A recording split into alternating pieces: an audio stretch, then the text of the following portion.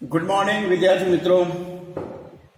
વાણિજ્ય વ્યવસ્થા અને સંચાલન ધોરણ 12 વિદ્યાર્થી મિત્રો, અગાઉની વિડીયોમાં આપણે પ્રકરણ 8 નાણાકીય સંચાલન એટલે કે ફાઇનાન્શિયલ મેનેજમેન્ટમાં નાણાકીય સંચાલનનો અર્થ અને નાણાકીય સંચાલનની લાક્ષણિકતાઓની વાત કરી હતી. આજની વિડીયોમાં આપણે નાણાકીય સંચાલનના હેતુ એના વિશે વાત કરીશું. Objectives of financial management. તો નાણાકીય સંચાલનનો જે હેતુ છે એ હેતુ માલિકના મહત્તમ આર્થિક કલ્યાણનો હોવો જોઈએ. એટલે જે માલિક છે ધંધાકીય એકમના, એ માલિકના મહત્તમ મેક્ઝિમમ વધારેમાં વધારે આર્થિક કલ્યાણ થાય એ નાણાકીય સંચાલનનો હેતુ હોવો જોઈએ. નાણાકીય સંચાલન નાણાકીય સાધનોના ઉપયોગ દ્વારા માલિકના આર્થિક મહત્તમીકરણનો હેતુ રાખે છે કે જેઓ કંપનીના શેર હોલ્ડરો છે, એટલે કે જે લોકો કંપનીના શેર હોલ્ડરો છે, જેમણે કંપનીના શેર ખરીદ્યા છે, તેઓ નાણાકીય સાધનોના ઉપયોગ દ્વારા માલિકના આર્થિક મહત્તમીકરણનો હેતુ રાખે છે. અને એ માટે બે અભિગમો અપનાવવામાં આવે છે. એમાં સૌથી પહેલો હેતુ છે નફાના મહત્તમીકરણનો હેતુ. બીજો હેતુ છે સંપત્તિના મહત્તમીકરણનો હેતુ. પહેલા હેતુની આપણે વાત કરીએ, નફાના મહત્તમીકરણનો હેતુ. Objectives of profit maximisation. તો નફાનું મહત્તમીકરણ એટલે કંપનીની આવક મહત્તમ કરવી. મહત્તમ યાની કે વધારેમાં વધારે.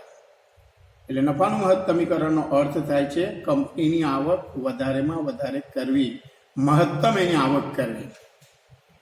કંપનીમાં જે રોકાણ કરનારાઓ હોય છે, કંપનીના જે લોકો શેર ખરીદે છે, જેને શેર હોલ્ડરો કહેવાય, એઓ મહત્તમ એટલે કે વધારેમાં વધારે ડિવિડન્ડ મેળવવાની અપેક્ષાએ શેર ખરીદતા હોય છે.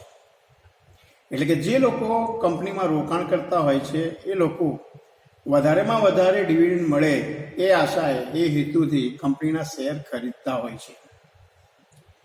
તો આ અભિગમ અનુસાર કંપનીએ તેના પ્રાપ્ય સાધનો દ્વારા મહત્તમ નફો કમાવવો જોઈએ. એટલે નફાના મહત્તમીકરણનો જે હેતુ છે, જે અભિગમ છે, એ મુજબ કંપનીએ એના જે સાધનો છે, એની પાસે જે પ્રાપ્ય સાધનો છે, એ પ્રાપ્ય સાધનો દ્વારા વધારેમાં વધારે નફો કમાવવો જોઈએ. અને ડિવિડન્ડની નીતિ નફાના મહત્તમીકરણ ઉપર આધારિત હોવી જોઈએ. એટલે કંપનીની જે ડિવિડન્ડની નીતિ છે, એ ડિવિડન્ડની નીતિ વધારેમાં વધારે મેક્સિમમ મહત્તમ નફાના ઉપર આધારિત હોવી જોઈએ. બીજું કે નફાના મહત્તમીકરણનો હેતુ એમ સૂચવે છે કે કંપનીએ માત્ર નફાકારક પ્રોજેક્ટ સ્વીકારવા જોઈએ. એટલે નફાના મહત્તમીકરણના હેતુને જો આપણે ધ્યાનમાં રાખીએ તો કંપનીએ માત્ર એવા જ પ્રોજેક્ટ સ્વીકારવા જોઈએ કે જેના દ્વારાથી કંપનીને વધારેમાં વધારે નફો થાય. એટલે નફાના મહત્તમીકરણના હેતુ દ્વારા કંપની શેર દીઠ કમાણી વધારી શકે છે. એટલે જેમ કંપનીનો નફો વધે તો નેચરલી છે, સ્વાભાવિક છે કે કંપનીની શેર દીઠ કમાણી પણ વધી શકે છે. તો આ નફાના મહત્તમીકરણનો હેતુ છે. ત્યાર બીજો હેતુ છે સંપત્તિના મહત્તમીકરણનો હેતુ. Objective of wealth maximisation. Wealth એટલે સંપત્તિ, અને મેક્સિમાઇઝેશન એટલે કે મહત્તમીકરણ. સંપત્તિના મહત્તમીકરણનો હેતુ. તો સંપત્તિના મહત્તમીકરણનો હેતુ ચોખ્ખા વર્તમાન મૂલ્ય તરીકે પણ ઓળખાય છે, જેને આપણે અંગ્રેજીમાં કહીશું નેટ પ્રેઝન્ટ વેલ્યુ. ચોખ્ખું વર્તમાન મૂલ્ય. તો ચોખ્ખું વર્તમાન મૂલ્ય એ શેર હોલ્ડરોની સંપત્તિનું સર્જન કરે છે. આથી સંપત્તિના ચોખ્ખા વર્તમાન મૂલ્યમાં વધારો કરે તેવા નાણાકીય નિર્ણયો જ કંપનીએ સ્વીકારવા જોઈએ. એટલે સંપત્તિના મહત્તમીકરણના હેતુ મુજબ કંપનીએ એવા નાણાકીય નિર્ણયો સ્વીકારવા જોઈએ કે જેથી ચોખ્ખા વર્તમાન મૂલ્યમાં વધારો થાય. બીજું કે સંપત્તિના મહત્તમીકરણનો અભિગમ રોકડ પ્રવાહ, કેશ ફ્લો જેને આપણે અંગ્રેજીમાં કહીએ, એના ઉપર આધારિત છે. આ અભિગમમાં રોકડ પ્રવાહને માપદંડ એટલે કે મેઝરમેન્ટ તરીકે ઓળખવામાં આવે છે, મેઝરમેન્ટ તરીકે ગણવામાં આવે છે અને હિસાબી નફાને અવગણવામાં આવે છે. સંપત્તિનું વર્તમાન મૂલ્ય મેળવવા માટે તમે આ સ્ક્રીન ઉપર જોઈ શકશો કે સંપત્તિનું વર્તમાન મૂલ્ય, ચોખ્ખું વર્તમાન મૂલ્ય એટલે સંપત્તિનું વર્તમાન મૂલ્ય ઓછા સંપત્તિ માટે જરૂરી મૂડીરોકાણ. એટલે સંપત્તિના વર્તમાન મૂલ્ય અને જરૂરી મૂડીરોકાણ વચ્ચેનો જે તફાવત છે, ડિફરન્સ છે, તેને સંપત્તિનું ચોખ્ખું વર્તમાન મૂલ્ય કહેવામાં આવે છે. એટલે સંપત્તિનું ચોખ્ખું વર્તમાન મૂલ્ય મેળવવા માટે સંપત્તિનું જે વર્તમાન મૂલ્ય હોય, કરંટ જે એની વેલ્યુ છે, એમાંથી સંપત્તિ માટે જે જરૂરી મૂડીરોકાણ કરવામાં આવ્યું હોય એ બાદ કરતાં નેટ પ્રેઝન્ટ વેલ્યુ મળે છે. તો આ છે સંપત્તિનું ચોખ્ખું વર્તમાન મૂલ્ય. નાણાકીય સંચાલને એવા નાણાકીય નિર્ણયો લેવા જોઈએ કે જેથી કંપનીની સંપત્તિ મહત્તમ બને. જો કંપની દ્વારા સંપત્તિનું મહત્તમીકરણ થશે તો તેનું પ્રતિબિંબ શેર બજારમાં કંપનીના શેરના ભાવ પર પડશે. નેચરલી છે, સ્વાભાવિક છે કે જે કંપનીના દ્વારા સંપત્તિનું મહત્તમીકરણ થશે તો એ કંપનીના શેર બજારની અંદર ઊંચા રહેશે, એના ભાવ પર અસર થશે. એટલે શેર બજારમાં એ કંપનીના શેરના ભાવ પણ વધશે અને એના પરિણામે શેર હોલ્ડરોની જે સંપત્તિ છે એ સંપત્તિનું મહત્તમીકરણ થશે અને એના કારણે શેર હોલ્ડરોની મિલકતમાં પણ વધારો થાય છે. એટલે આ છે સંપત્તિના મહત્તમીકરણનો હેતુ. બીજું કે નાણાકીય નિર્ણયો લેવા માટે સંપત્તિના મહત્તમીકરણનો હેતુ યોગ્ય અને સાર્વત્રિક રીતે સ્વીકાર્ય બન્યો છે. નફાના મહત્તમીકરણના અભિગમ કરતાં સંપત્તિના મહત્તમીકરણનો અભિગમ વધારે ચડિયાતો છે. એટલે પ્રોફેસર સોલોમન સંપત્તિના મહત્તમીકરણના હેતુની તરફેણ કરે છે, એની ફેવર કરે છે. એટલે કે કંપનીએ સંપત્તિના મહત્તમીકરણના હેતુને પ્રાધાન્ય આપવું જોઈએ, એમ પ્રોફેસર સોલોમન એમનો અભિપ્રાય આપે છે. તો વિદ્યાર્થી મિત્રો, આ વાત થઈ નાણાકીય સંચાલનના બે હેતુઓની. વિદ્યાર્થી મિત્રો, હવે આપણે નાણાકીય સંચાલનનું મહત્વ, ઇમ્પોર્ટન્સ ઓફ ફાઇનાન્શિયલ મેનેજમેન્ટની વાત કરીશું કે ભાઈ નાણાકીય સંચાલનનું મહત્વ શું છે. 1950 એટલે કે 1950 પછી વૈશ્વિક સ્તરે ધંધાકીય પર્યાવરણ અને આર્થિક સાંપ્રત પ્રવાહોમાં પરિવર્તન થવાના કારણે નાણાકીય સંચાલનનું જે મહત્વ છે, મહત્વ વધ્યું છે. નાણાકીય સંચાલનનું મહત્વ દર્શાવતા મુદ્દાઓ નીચે મુજબ છે. પહેલો મુદ્દો છે નાણાકીય જરૂરિયાતોનો અંદાજ.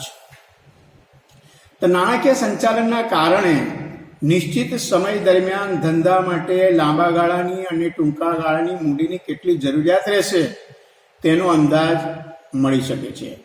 વિદ્યાર્થી મિત્રો, કોઈ પણ ધંધાકીય એકમ હોય, એ ધંધાકીય એકમમાં બે પ્રકારની મૂડીની જરૂર પડે, એક લાંબા ગાળાની મૂડી અને બીજી ટૂંકા ગાળાની મૂડી. તો નાણાકીય સંચાલનના કારણે નિશ્ચિત સમય દરમિયાન ધંધા માટે લાંબા ગાળાની મૂડી અને ટૂંકા ગાળાની મૂડી કેટલી જોઈશે એનો અંદાજ મળી રહે છે. એ દ્રષ્ટિએ નાણાકીય સંચાલન મહત્વનું છે. બીજો મુદ્દો છે નાણાંની પ્રાપ્તિ. તો નાણાકીય સંચાલન મૂડીના પ્રાપ્તિ સ્થાનોની કરકસરયુક્ત પસંદગી કરી ઓછી પડતરે મૂડી મેળવે છે.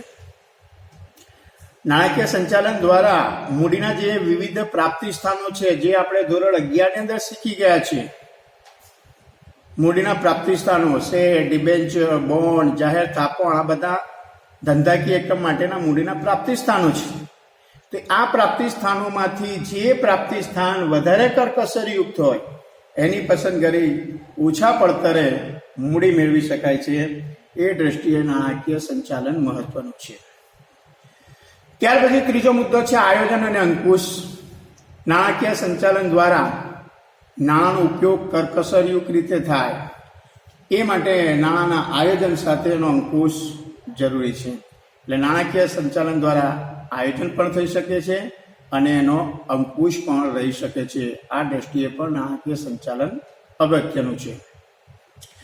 ચોથો મુદ્દો છે નાણાંની વહેંચણી. ધંધાકીય એકમની અંદર જે જુદા જુદા વિભાગો હોય છે, એ વિભાગો વચ્ચે નાણાંની વહેંચણી એ રીતે કરે છે કે જેથી દરેક વિભાગને પર્યાપ્ત યાને કે પૂરતા નાણાં મળી રહે. એમ ન બને કે કોઈ વિભાગને ઓછા નાણાં મળે, કોઈક વિભાગને વધારે નાણાં મળે. એટલે નાણાકીય સંચાલન દ્વારા એકમના જે જુદા જુદા વિભાગો હોય છે, જુદા જુદા વિભાગો વચ્ચે નાણાંની યોગ્ય રીતે વહેંચણી કરવામાં આવે, જેથી દરેક વિભાગને પૂરતા પ્રમાણમાં અને જરૂરી નાણાં મળી રહે છે. એટલે નાણાંની વહેંચણી માટે પણ નાણાકીય સંચાલન મહત્વનું છે. પાંચમો મુદ્દો છે તરલતાની જાળવણી. રોકડ પ્રવાહપત્રક અને રોકડ અંદાજપત્ર તૈયાર કરી તરલતાની જાળવણી કરે છે. નાણાકીય સંચાલન દ્વારા રોકડ પ્રવાહપત્રક અને રોકડ અંદાજપત્ર આ બંને તૈયાર કરી કેટલા પ્રમાણની અંદર તરલતા છે એની જાળવણી થઈ શકે છે, અને એના કારણે ચોક્કસ રોકડ શિલક હાથ ઉપર રાખી શકાય છે. એટલે તરલતાની જાળવણી માટે પણ નાણાકીય સંચાલન મહત્વનું છે. છઠ્ઠો પોઈન્ટ છે આવકની વહેંચણી. તો નાણાકીય સંચાલન દ્વારા આવકની યોગ્ય રીતે વહેંચણી થઈ શકે છે. કોઈ પણ ધંધાકીય એકમ હોય યા કંપની હોય, એમાં નફાનો કેટલોક હિસ્સો શેર હોલ્ડરો વચ્ચે ડિવિડન્ડ તરીકે વહેંચવામાં આવતો હોય છે. એટલે નફાનો કેટલો હિસ્સો શેર હોલ્ડરોને ડિવિડન્ડ તરીકે વહેંચવો અને નફાના કેટલા ભાગનું ધંધાની અંદર ફરીથી રોકાણ કરવું, એટલે કે ધંધામાં કેટલા પ્રમાણમાં મૂડી ફરીથી રોકવી, એ નાણાકીય સંચાલન દ્વારા નક્કી થઈ શકે છે. એટલે આવકની વહેંચણી માટે પણ નાણાકીય સંચાલન અગત્યનું છે. સાતમો મુદ્દો છે ચાલુ મિલકતોનું સંચાલન. વિદ્યાર્થી મિત્રો, આપણે જાણીએ છીએ કે ધંધામાં બે પ્રકારની મિલકતો હોય છે. એક કાયમી મિલકતો, જેને આપણે સ્થિર મિલકતો કહીએ, અને બીજું ચાલુ મિલકતો. તો ચાલુ મિલકતોની અંદર રોકડ રકમ, દેવાદારો, માલ સામગ્રી જેમાં કાચો માલ પણ આવે, વેચાણપાત્ર જામીનગીરીઓ, બેંક શિલક, રોકડ શિલક, આ બધું સમાવેશ થાય છે. તો આ ચાલુ મિલકતોના રોકાણ માટે નીતિનું ઘડતર એ નાણાકીય સંચાલન દ્વારા થઈ શકે છે. એટલે ચાલુ મિલકતોના સંચાલન માટે નાણાકીય સંચાલન મહત્વનું છે, અગત્યનું છે. આઠમો મુદ્દો છે નાણાકીય નિર્ણયો. તો નાણાકીય સંચાલન મૂડી બજેટ, ડિવિડન્ડ નીતિ, નફાનું પુનરોકાણ વગેરે અંગે મહત્વના નિર્ણયો લે છે, અને આ જુદા જુદા નાણાકીય નિર્ણયો વચ્ચે સંકલન જાળવે છે. દાખલા તરીકે ડિવિડન્ડની નીતિ અને નફાના પુનરોકાણ વચ્ચે સંકલન. તો આ દ્રષ્ટિએ નાણાકીય સંચાલન અગત્યનું છે, મહત્વનું છે. નવમો મુદ્દો છે ધંધાની શાખમાં વધારો. ધંધાની પ્રગતિ અને વિકાસમાં નાણાકીય સંચાલન મહત્વનું યોગદાન આપે છે, અને કાર્યક્ષમ નાણાકીય સંચાલન નાણાકીય અનુકૂળતાઓ ઊભી કરે છે, જેથી કર્મચારીઓને પગાર અને લેણદારોને સમયસર નાણાંની ચૂકવણી કરી શકાય છે, જેના કારણે ધંધાની શાખમાં, ધંધાની પ્રતિષ્ઠામાં વધારો થાય છે. તો આ દ્રષ્ટિએ પણ નાણાકીય સંચાલન અગત્યનું છે, મહત્વનું છે. તો વિદ્યાર્થી મિત્રો, આ વાત થઈ નાણાકીય સંચાલનના મહત્વની. અને છેલ્લો મુદ્દો છે નાણાકીય નિર્ણયો, ફાઇનાન્શિયલ ડિસિઝન્સ. કોવિડ-19ની પરિસ્થિતિને કારણે સરકારે આ મુદ્દાને આ વર્ષે અભ્યાસક્રમમાંથી બાદ કરેલ છે. તેમ છતાં નાણાકીય નિર્ણયોના જે 3 પ્રકારના નાણાકીય નિર્ણયો છે એની આપણે ખાલી માહિતી મેળવી લઈશું. તો નાણાકીય સંચાલન નાણાં કાર્ય સાથે સંબંધ ધરાવતું હોવાથી તેને નાણાં કાર્ય તરીકે પણ ઓળખવામાં આવે છે. આથી આ સંદર્ભમાં નાણાકીય સંચાલનમાં 3 પ્રશ્નો અંગે નિર્ણયો લેવાના હોય છે. એક છે રોકાણ સંબંધિત નિર્ણયો, બીજું ધિરાણ સંબંધિત નિર્ણયો, અને ત્રીજું ડિવિડન્ડ સંબંધિત નિર્ણયો. ફરીથી કહું છું કે નાણાકીય નિર્ણયોનો મુદ્દો ચાલુ વર્ષે અભ્યાસક્રમમાં નથી, માત્ર તમારી સમજ માટે અહીંયા આપવામાં આવ્યો છે. તો વિદ્યાર્થી મિત્રો, આજની વિડીયોમાં આપણે અહીંયા અટકીએ છીએ. નેક્સ્ટ વિડીયોમાં આપણે આગળ અભ્યાસ કરીશું. Thank you.